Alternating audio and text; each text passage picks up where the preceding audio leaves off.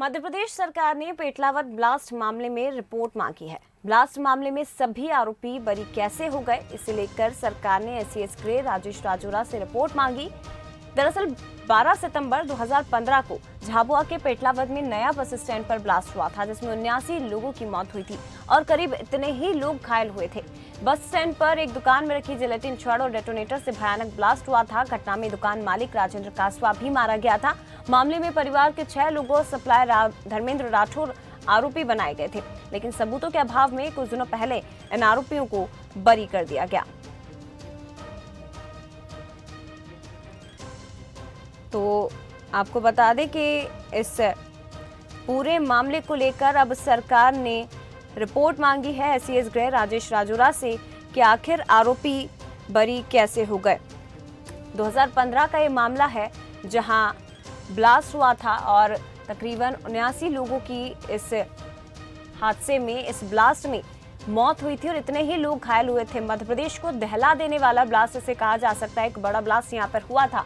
विस्फोट में दुकान मालिक राजेंद्र कासवा भी मारा गया था। अब इस पूरे मामले को लेकर सरकार ने रिपोर्ट मांगी है।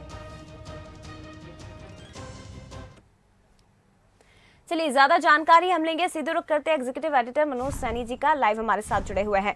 मनोज जी, 12 सितंबर 2015 का दिन शायद कोई नहीं भूल सकता, क्योंकि एक ऐसा ब्लास्ट हुआ था जिसने मध्य प्रदेश को दहला दिया था, सरकार को हिला दिया था। अब इस मामले में जो आरोपी बरी हुए हैं उन्हें लेकर सरकार सवाल पूछ रही है और पूछा जा रहा है कि आरोपी आखिर बरी कैसे हो गए, क्या कुछ जानकारी?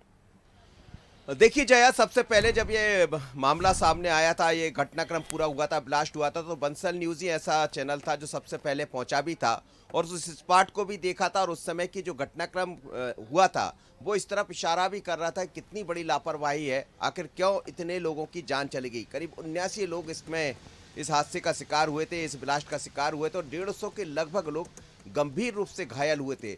चीत्कार मची हुई थी उस दौर को, यदि मैं याद करता हूं, चूंकि खुद हम वहां पहुंचे हुए थे, तो चीत्कार मची हुई थी हर जगह। ऐसा लग रहा था कि आखिर ये क्या हुआ होगा। मध्य प्रदेश के इतिहास में शायद इससे बड़ा कोई घटनाक्रम कभी देखने को नहीं मिला होगा। चिताओं की स्थिति ये थी, यदि आप शमशान में जब पहुंचे थे तो जगह नहीं थी चिताएं जलाने के लिए, ये स्थितियां निर्मित हो गई थी पेटलावद में।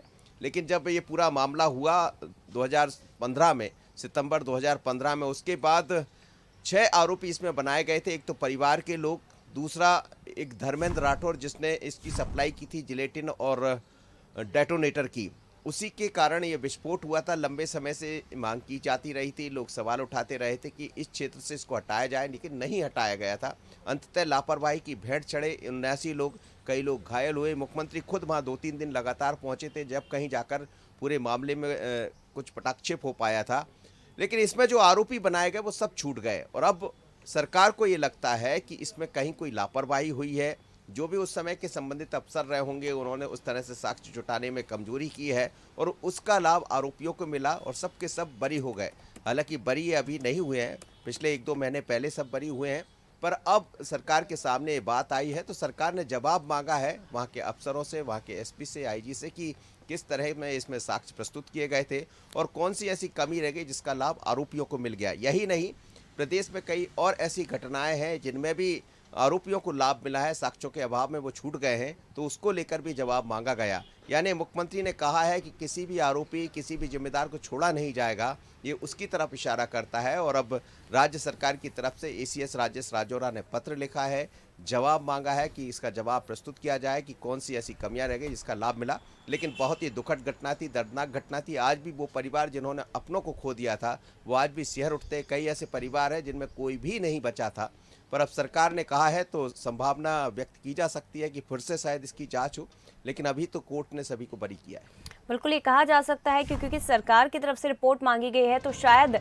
उन पीड़ित परिवारों के मन में एक उम्मीद जरूर जगी होगी जब बरी किया गया था इन आरोपियों को और उनका गुस्सा फूट पड़ा था। लेकिन अब सरकार ने इस मामले में रिपोर्ट मांगी है, सवाल पूछा कि आरोपी आखिर कैसे बरी हो गए।